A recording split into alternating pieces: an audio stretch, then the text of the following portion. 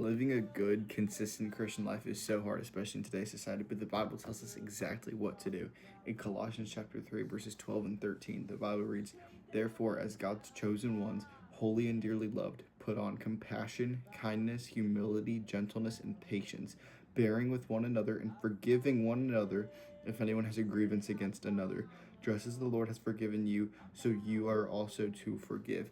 In Colossians, this verse is talking about the Christian life and how we can go from secular minded to faith minded and faith driven in our lives, which is the goal that all of us should have, to be driven by faith, because everything on earth is going to wash away anyway. And anything that's not deeply rooted into faith will wash up.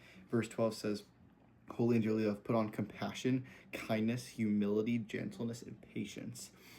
Those five are five of probably the hardest things, at least even for me, to keep in the front of my mind. Most of those are kind of in the back of my mind. It's hard to keep them in the front, but just understanding that Jesus wants us to have these in the front of our minds. Compassion, kindness, humility is a huge one. Gentleness and patience. And then verse 13, bearing with one another and forgiving one another if anyone has a grievance toward another. The power of forgiveness and letting go of something that weighs heavy on your heart just releases all of that built up pressure.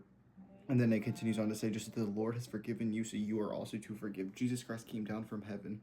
God limited himself to Jesus. Jesus came down and led an example of how we should live. And he forgave. He was dying on the cross, the most brutal death at the time that you could possibly have. And he forgave his killers, which is insane.